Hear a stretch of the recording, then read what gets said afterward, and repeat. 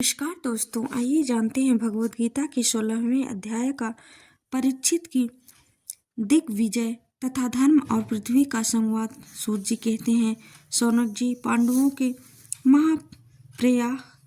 महाप्रयाग से पश्चात भगवान के परम भक्त राजा परीक्षित श्रेष्ठ ब्राह्मणों की शिक्षा के अनुसार पृथ्वी का शासन करने लगे। उनके जन्म के समय ज्योतिषियों ने उनके संबंध में जो कुछ कहा था, वास्तव में वे सभी महान गुण उनमें विद्यमान थे। उन्होंने उत्तर की पुत्री इरावती से विवाह किया। उससे उन्होंने जन्मेजय आदि 4 पुत्र उत्पन्न किए तथा कृपाचार्य को आचार्य बनाकर उन्होंने गंगा के तट पर 3 अश्वमेघ यज्ञ किए, जिनमें ब्राह्मणों को पुष्कल दक्षिणा दी गई। उन यज्ञों में देवताओं ने प्रत्यक्ष रूप से प्रकट होकर अपना भाग ग्रहण किया था। एक बार दिग्विजय करते समय उन्होंने देखा कि शूद्र के रूप में कलयुग राजा का वेश धारण करके एक गाय और बैल के जोड़े को ठोकरों से मार रहा है। तब उन्होंने उसे बलपूर्वक पकड़कर दंड दिया। शौनक जी ने पूछा, महाभाग्यवान सूत जी, दिग्विजय के समय महाराज परीक्षित ने कलयुग को दंड देकर ही क्यों छोड़ दिया, मार क्यों नहीं डाला? क्योंकि राजा का वेश धारण करने पर भी था तो वह अधम शूद्र ही जिसने गाय को लात से मारा। यदि यह प्रसंग भगवान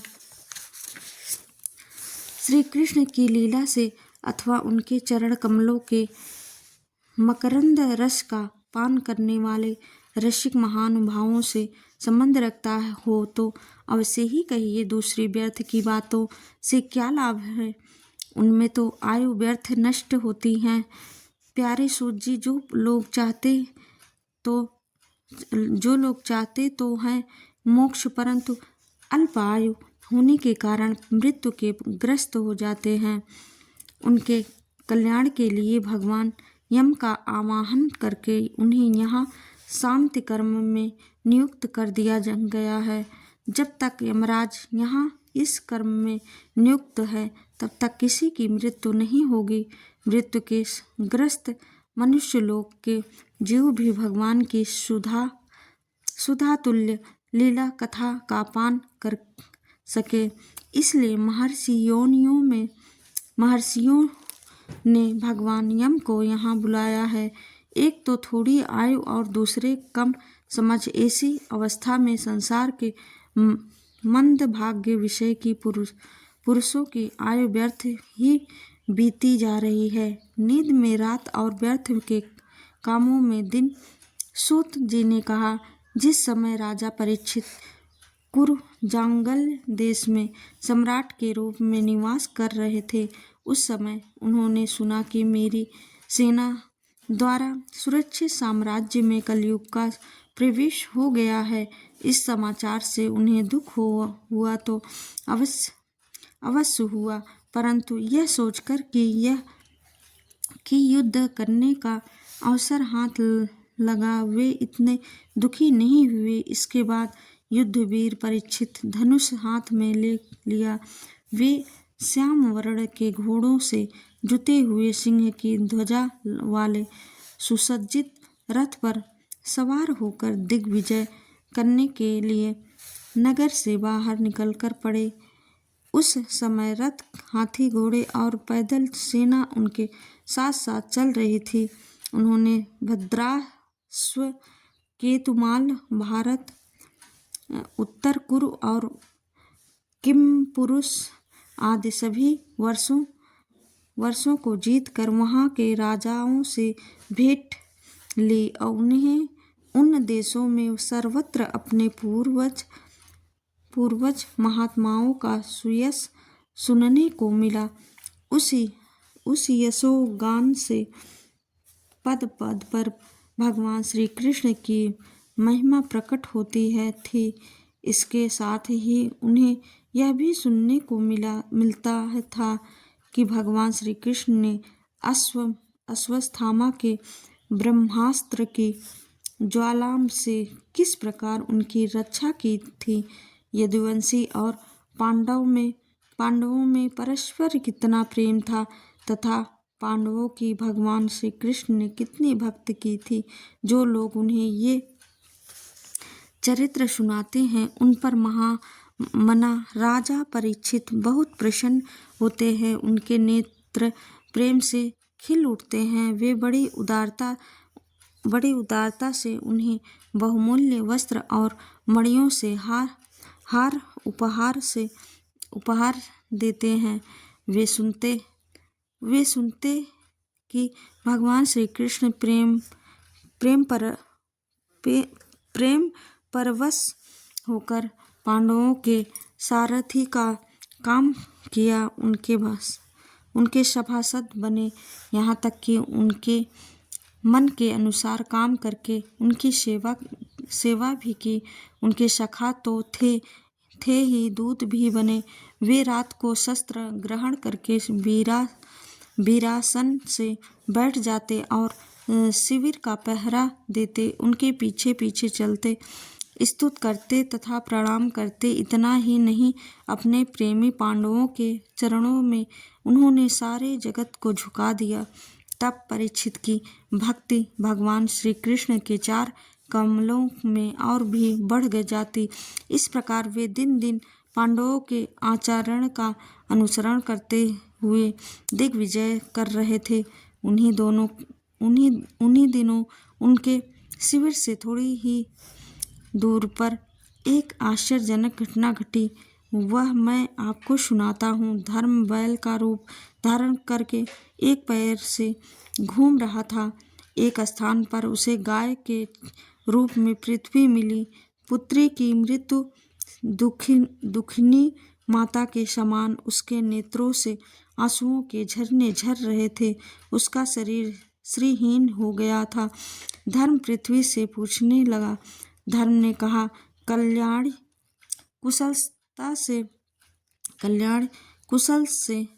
कुशल से तो हो ना। तुम्हारा मुख कुछ मलिन हो रहा है। तुम श्रीहीन हो रही हो। मालूम होता है तुम्हारे हृदय में कुछ न कुछ दुख अवश्य है। क्या तुम्हारा कोई संबंधी दूर देश में चला गया है जिसके लिए तुम इतनी चिंता कर रही हो? कहीं तुम मेरी तो चिंता नहीं कर रही हो कि अब इसके 3 पैर टूट गए हैं, एक ही पैर रह गया है? संभव है तुम अपने लिए शोक कर रही हो कि अब शूद्र तुम्हारे ऊपर शासन करेंगे।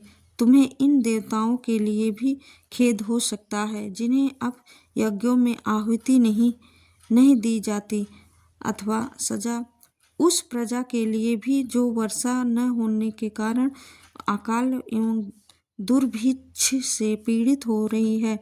देवी, क्या तुम राक्षस सरीखे मनुष्यों के द्वारा सताई हुई अशिक्षित स्त्रियों एवं आर्त बालकों के लिए शोक कर रही हो? संभव है विद्या अब कुकर्मी ब्राह्मणों के चंगुल में पड़ गई है और ब्राह्मण विप्रद्रोही राजाओं की सेवा करने लगे हैं और इसी का तुम्हें दुख हो। आज के नाम मात्र के राजा तो 16 आने कलयुगी हो गए हैं। उन्होंने बड़े बड़े देशों को भी उजाड़ डाला है। क्या तुम उन राजाओं या देशों के लिए शोक कर रही हो?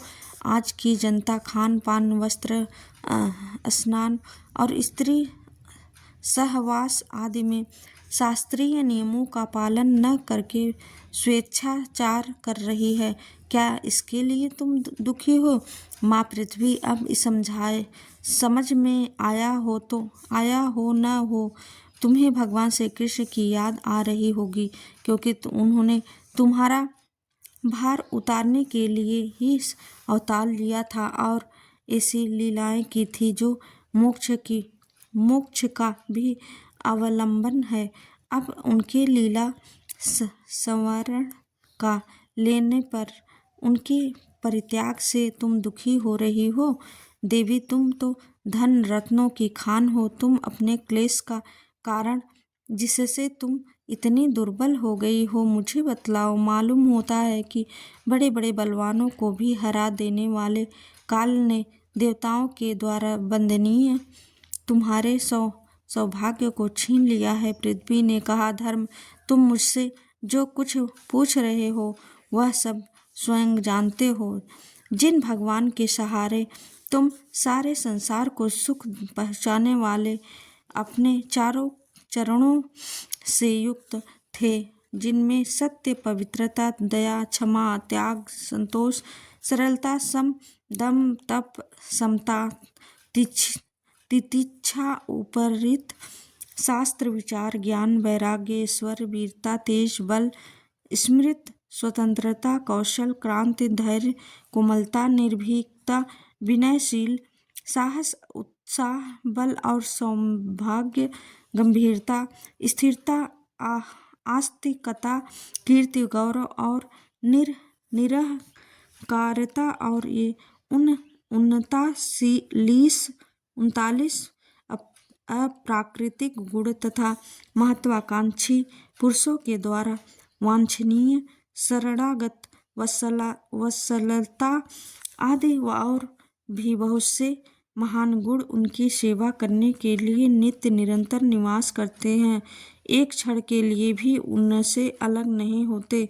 उन्हीं समस्त गुणों के आश्चर्य सौंदर्य धाम भगवान श्री कृष्ण ने इस समय इस लोक से अपनी लीला सवरण कर ली और यह संसार पापमय कलयुग की कुदृष्टि का शिकार हो गया। यही देखकर मुझे बड़ा शोक हो रहा है। अपने लिए देवताओं में श्रेष्ठ, तुम्हारे लिए देवता, पितर, ऋषि, साधु और समस्त वर्णों तथा आश्रमों को मनुष्यों के लिए मैं शोकग्रस्त हो रही हूँ, जिनका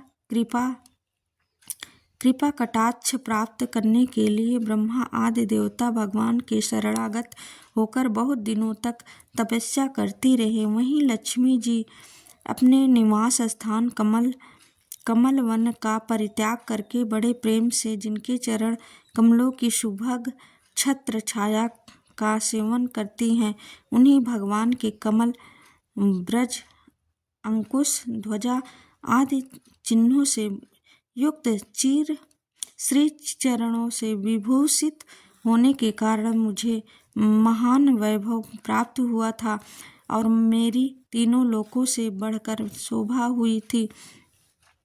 परंतु मेरे सौभाग्य का अब अंत हो गया। भगवान ने मुझ अभागिनी को छोड़ दिया। मालूम होता है मुझे अपनी सौभाग्य पर गर्व हो गया था, इसलिए उन्होंने मुझे यह दंड दिया है।